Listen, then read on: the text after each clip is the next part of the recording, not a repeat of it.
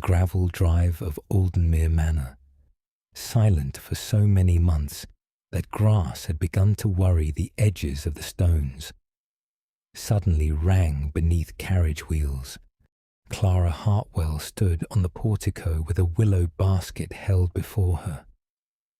Late sunlight poured over the Kentish fields, gilding the roses that climbed the pillars and warming the pale blue-grey muslin of her gown. The hem was damp from the garden. Her oatmeal shawl was drawn close against the evening air. In the basket lay peaches from the south wall, a bundle of lavender, and 3 late roses cut for the entrance hall. She did not step back when the carriage stopped.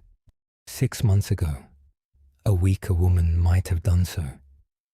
6 months ago, Clara had been brought to Aldenmere as a bride everyone spoke of softly, as if her life had already begun to fade. Her father had called her delicate whenever her usefulness failed him. His creditors had called her convenient. The world had called her 27, plain, and unlikely to be chosen. Then the Duke of Aldenmere had chosen her, not for love, not even for hope. Theodore, Duke of Aldenmere, had required a wife to satisfy a clause in his late father's settlement. Without a resident Duchess established at Aldenmere, a portion of the estate income would remain under the control of his stepmother, Beatrice, Dowager Lady Aldenmere, and the trustees loyal to her. Clara had required protection from a father who meant to trade her hand to an elderly creditor before the season ended. Theodore offered terms in writing, her own rooms, her own allowance, full respectability, and after 1 year, the choice to remain or leave with a modest, independent income. A marriage of convenience could still be a rescue, if both parties entered it with open eyes. So Clara had signed. Theodore had taken her to a cold village church, spoken his vows in a voice that sounded carved from duty, given her the title of Duchess, and left her at Aldenmere before the week was done. He had left an ailing bride in an empty manor, yet the manor had not remained empty. Behind Clara now, the great oak door stood open. Beeswax candles glowed in the entrance hall. The floor shone. Roses filled the blue porcelain urns Davies had rescued from a locked cabinet. Somewhere beyond the hall, Benedict, the 9-year-old ward of the estate, was laughing at something one of the footmen had said. That laugh had taken weeks to earn. The carriage door opened. Theodore stepped down into the golden light. He was broad-shouldered and severe, his travel dark greatcoat brushed with dust, his curly dark brown hair loosened by the road. He looked first at the house, then at the flowers, then at Clara. His expression did not soften. It simply stopped, as though the sight before him had struck a place he had not guarded. "Your Grace," Clara said. His gaze moved over her face, where fresh air and work had restored the colour no London physician had ever been paid to notice. Then he looked at the basket in her hands. "You are not abed," he said. "No, Your Grace. The last report I had said your health remained uncertain." The report was wrong. A pause opened between them. The old Clara would have filled it with apology. This Clara let the silence stand. Theodore looked past her into the warm hall. Aldenmere is changed. It required changing. He studied the roses twining up the stone pillars. They had been dead wood when he left. Clara remembered cutting them back with Davies beside her. Both women certain they had ruined them until the first green shoot appeared. "Did you do this?" he asked. Not alone, Clara said. Davies knows where every useful key is hidden.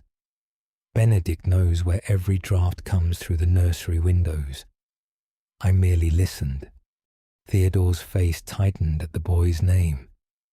Not with anger, but with something Clara could not read.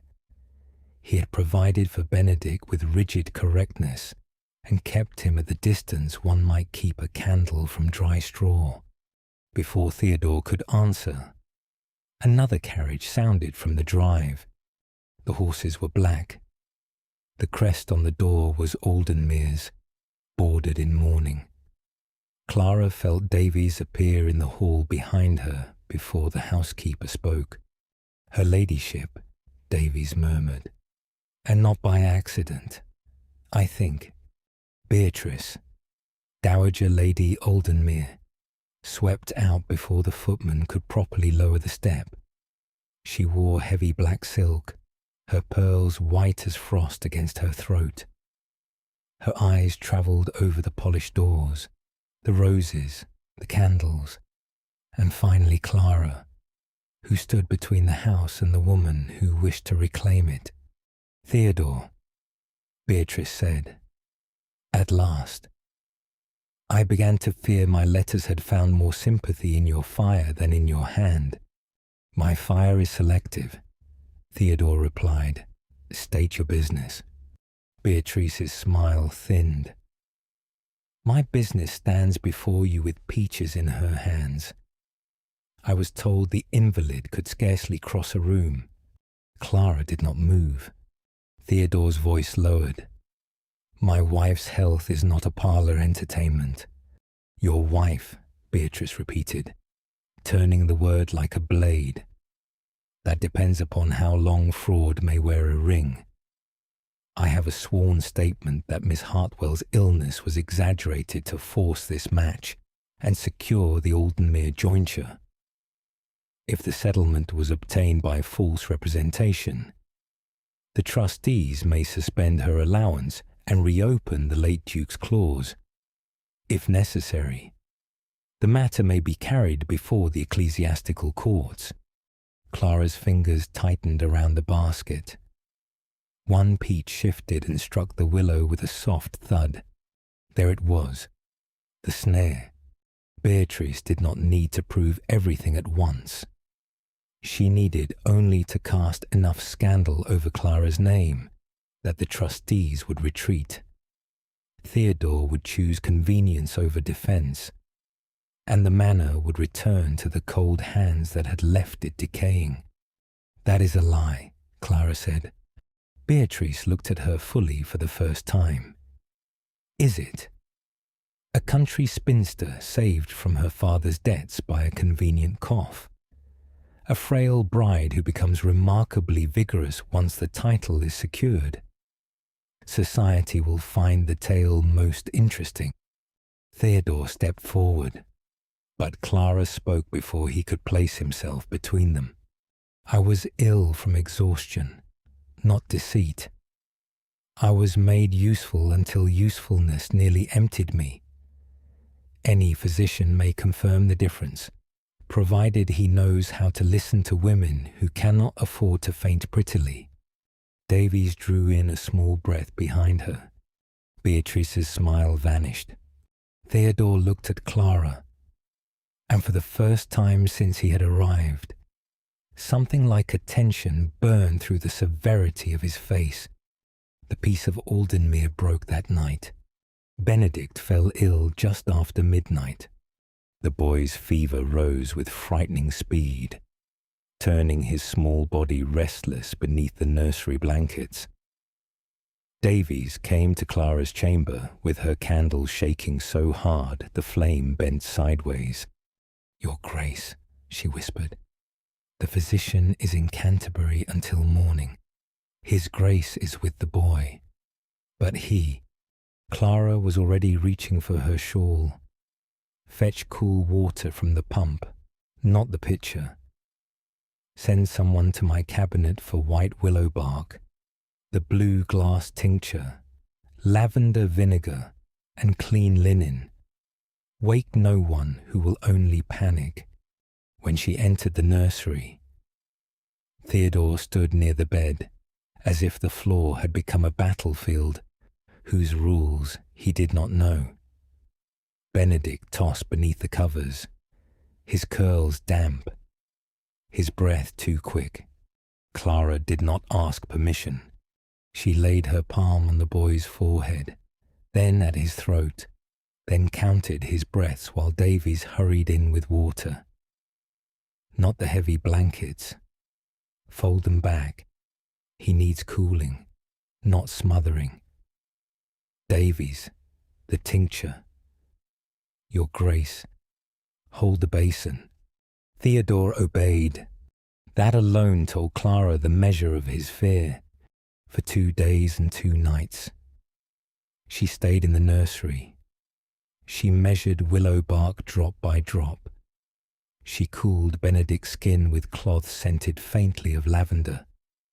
She coaxed water between his lips when he turned away. When he muttered for his dead mother. Clara sat close enough that her voice could reach him through the fever. "You are not alone," she whispered. "Not tonight." Theodore said little. Yet whenever Clara reached for the basin, it was filled. Whenever the fire sank too low, another log was placed without her asking. When dawn greyed the windows on the second morning, she found a fresh cup of lavender tea on the table, unsweetened, prepared exactly as she took it. Theodore stood by the mantel, his eyes fixed not on the cup, but on Benedict's small hand gripping the sheet. On the third morning, the fever broke. Benedict slept deeply, his skin cool at last.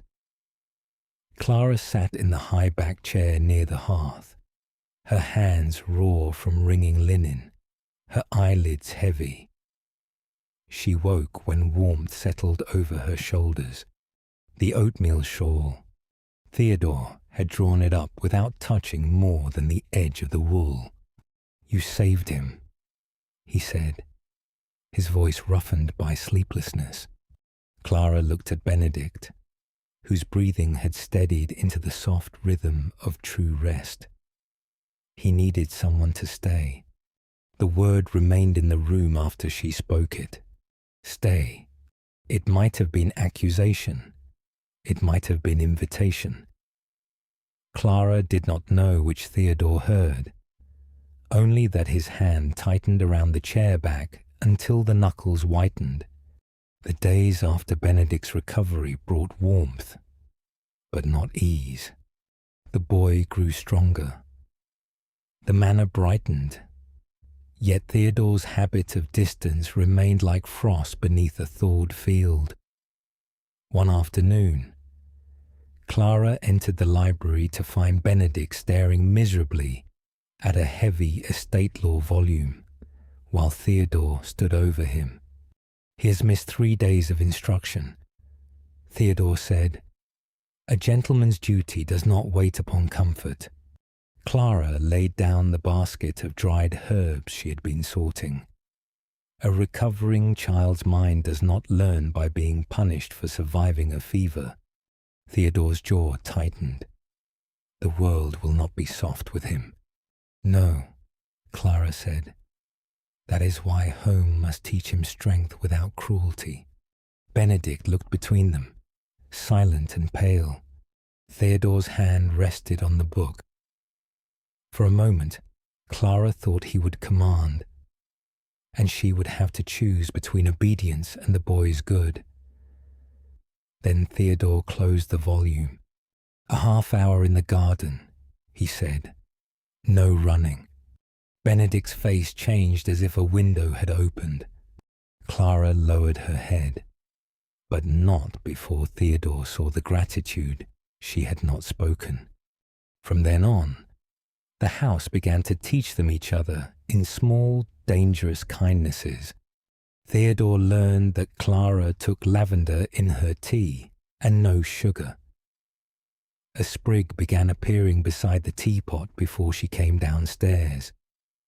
He learned she walked to the village twice a week to tend a tenant's child with a weak chest. One morning, he met her in the hall before she left. "The road past the mill is uneven after rain," he said. "I know it. Would you permit James to ride behind at a distance? Not to follow you as a jailer, only to be near if the wheel catches or the weather turns." Clara studied him. "I will permit James, not Thomas. Thomas talks for the first time." Theodore's mouth almost smiled. "James shall be silent under threat of dismissal." That seemed severe. Under threat of Mrs. Davies, then. Far more effective. A week later, a light curricle arrived from London. Elegant but sturdy. Built for a lady to drive herself. Davies found Clara standing beside it, gloved fingers resting on the polished rail. His Grace said the old carriage was too heavy for village errands. The housekeeper said. Clara said nothing for a moment. The gift was not flowers, not jewels. It was movement, usefulness, permission to go where she was needed without asking for the machinery of a ducal household. "He should have asked," Clara said softly. "He did," Davies replied, and handed her a folded note. Clara opened it. "If the curricle suits your work, it is yours. If it does not, it shall return to London. Nothing useful should become another burden." Clara folded the note with careful hands. The peace lasted until Beatrice returned with a magistrate, a London clerk, and a trembling woman Clara recognized at once. Martha, a former scullery maid from her father's house, dismissed after silver spoons were found wrapped in her apron. She stood near the drawing-room door with her eyes lowered and a coin purse clutched too tightly in one hand. Beatrice placed a parchment on the table. Martha has sworn that Clara Hartwell was in perfect health before the wedding, and that her father instructed the household to speak of illness in order to secure the Aldenmere settlement. Clara looked at Martha. The woman did not look back. The magistrate cleared his throat. The claim, if credible, may lead the trustees to suspend the jointure while council determines whether fraud affected the agreement. And while they hesitate, Beatrice said, "The estate funds return to responsible hands, to hers." Clara heard the unspoken words clearly. Theodore picked up the parchment. His expression did not change, but the paper bent slightly in his grip. "You bring a dismissed servant into my wife's drawing room to accuse her of fraud. I bring witness," Beatrice said. "Unless the Duchess wishes to submit her body and history to examination by a physician of my choosing. A failing constitution leaves records. Does it not?" The room chilled. There was the humiliation Beatrice wanted. If Clara agreed, she would be handled like evidence. If she refused, they would call it guilt. Clara stood. "I will submit to no such indignity," she said. "I was weary when I married His Grace, weary of being made useful without being cared for, weary of my father's debts being laid across my future. But I did not lie. I will not pretend weakness to satisfy you, and I will not perform illness so you may call my recovery fraud." Martha flinched. Beatrice's eyes sharpened. Clara turned to the magistrate. "Ask my father's apothecary for his account. Ask the parish women whose children I tended while ill myself. Ask why a scullery maid dismissed for theft now carries a purse heavy enough to bruise her palm." Martha's fingers closed harder around the purse. Theodore looked once at Clara. And that look held no doubt. Before dawn, he left for London. This time, he left a note. Davies brought it to Clara on a silver tray, her face trying and failing to hide approval. No person enters your rooms without your leave. No letter from Beatrice reaches your hand unless you choose to receive it. I go for proof, not surrender. Keep the manor warm. I will return. Clara read it once, then again. The paper did not erase fear, but it gave fear a wall to lean against. Beatrice took rooms at the inn and spread her poison through every caller willing to carry it. Clara became, by turns, a fraud, a social climber, an invalid who had forgotten her part, and a wife about to be set aside. She answered none of it. She worked. Then the frost came. A brutal, glittering cold descended over Aldenmere 3 nights after Theodore left. The peach trees along the south wall, heavy with fruit that tenants depended upon for winter income, began to silver under the moon. Clara did not wait for a duke. She woke Davies, Benedict, the stable boys, the gardeners, every able hand. Smoke pots were lit along the wall. Damp straw was carried in barrows. Cloths were tied over the youngest branches. Clara moved among them with her shawl over her shoulders and mud on her hem, checking each brazier, sending Benedict indoors only after he had counted the last row twice and declared it defended. By dawn, her hands were numb, her throat raw from cold air, and the orchard smelled of smoke and saved fruit. The peaches survived. So did something in Clara. When Theodore returned that afternoon, riding hard ahead of his carriage, he found her in the south garden, soot at her cuffs, directing 2 men to bank the last of the smoke pots. He dismounted before the horse had fully settled. For one breath, he only looked at her, not as an invalid, not as a convenience, as if she were the one part of Aldenmere that had refused to be lost. Beatrice arrived within the hour, bringing the magistrate, Mr. Vale the trustee, and 2 county ladies who had clearly come to witness a ruin. The confrontation took place in the great library. Clara stood by the hearth in the same blue-grey gown she had worn on the day Theodore returned. She had changed her gloves, but soot still marked one cuff. She left it there. Beatrice entered smiling. "Well, Theodore, have you returned with sense at last?" "I have returned with records," he said. He placed a leather folder on the table. "I went first to Clara's parish apothecary. His account book records drafts for weakness, lung inflammation, and exhaustion over 3 winters. Not fatal illness, not fiction. Neglect made visible in ink." Beatrice's smile faltered. "I then went to the stationer whose watermark appears on Martha's sworn statement." Theodore drew out the parchment and held it to the window light. "This paper was sold in Mayfair 3 weeks ago, not kept in any country servant's possession.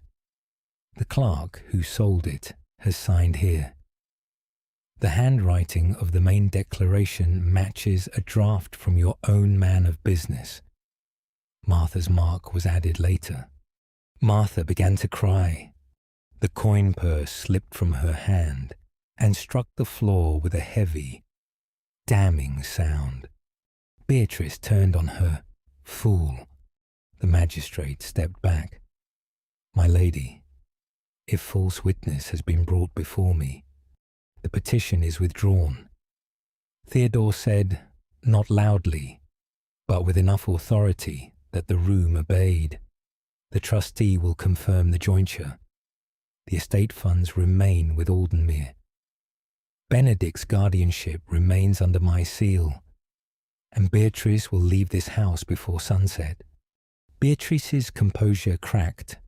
For her, for a woman who came here with nothing. Clara felt every eye turn. Theodore stepped toward her, but stopped before he could speak over her. This time, Clara answered. I came here with nothing society valued, she said. Not youth enough to flatter, not fortune enough to tempt, not illness enough to pity forever.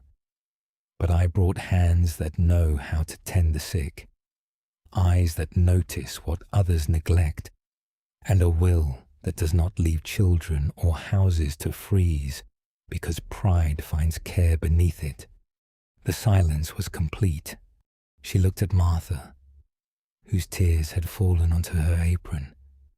Tell the truth now, and I will ask the magistrate to remember that fear makes poor servants of us all.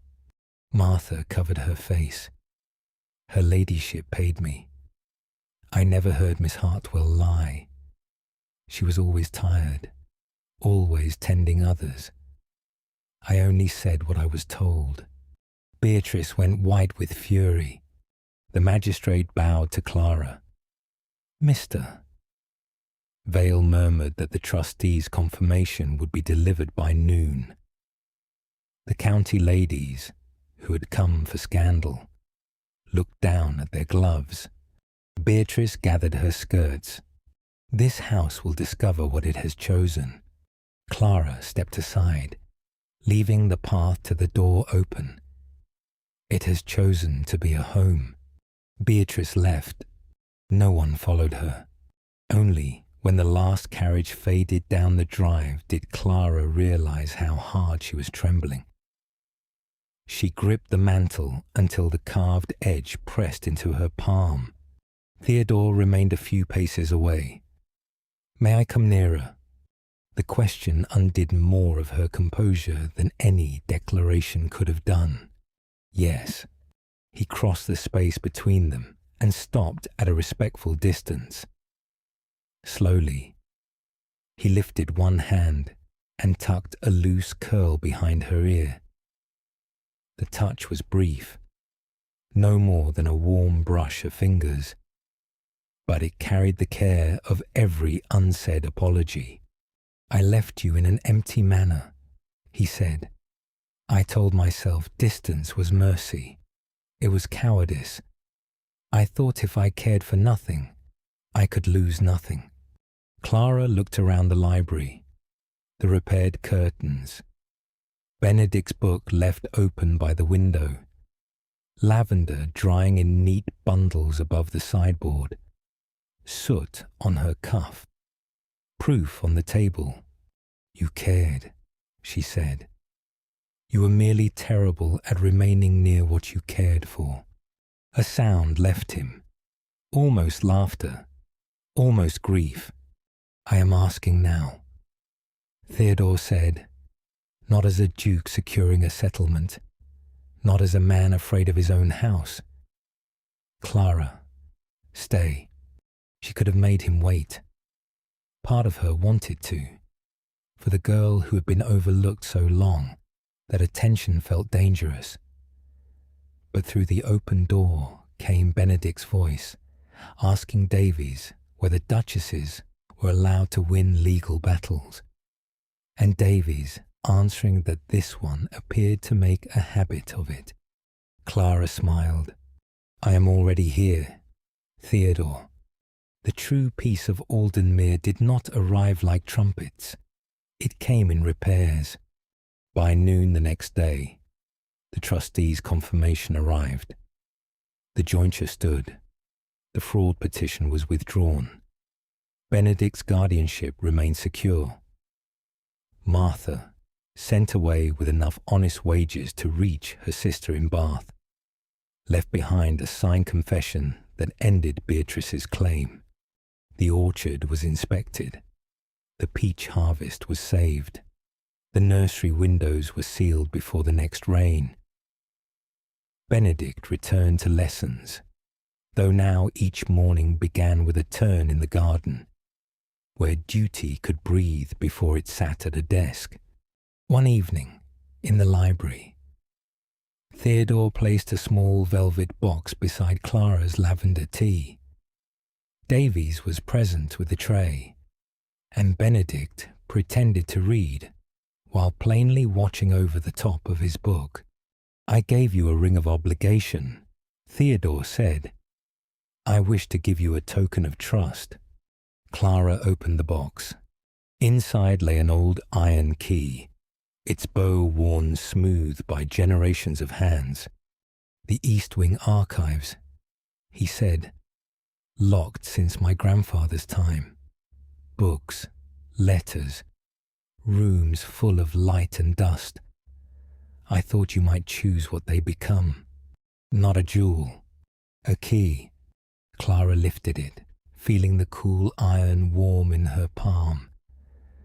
"Then I shall require your help with the heavier crates." Theodore bowed. "I am at your service."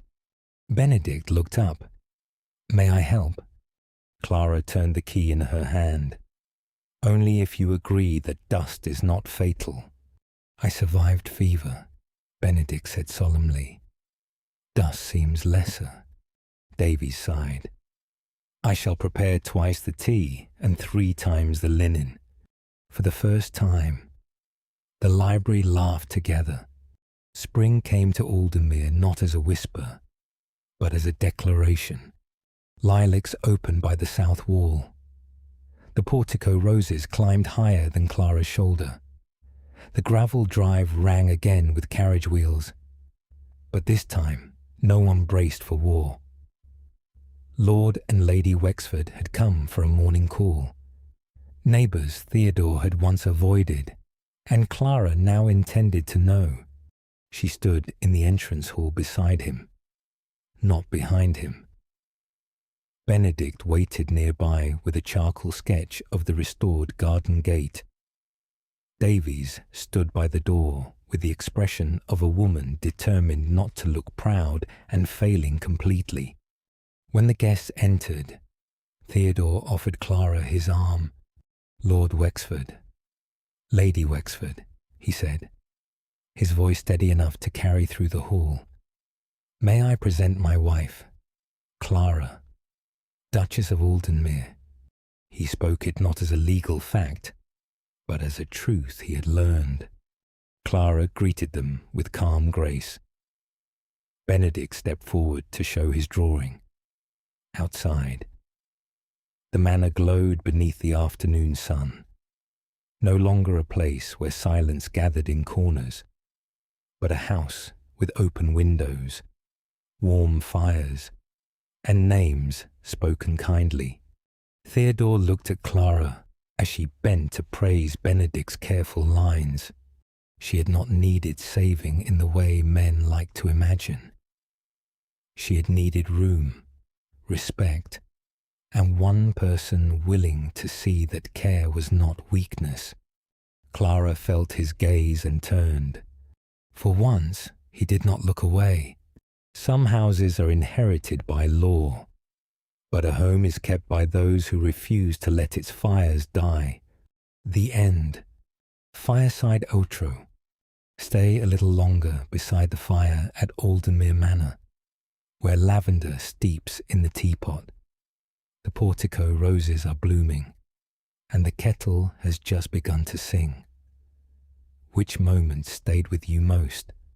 Clara saving Benedict through the fever, standing against Beatrice with soot still on her cuff, or Theodore finally offering trust instead of distance? A cold house can be warmed by courage, but only care can make it home. Share your thoughts below and subscribe. The kettle is always on.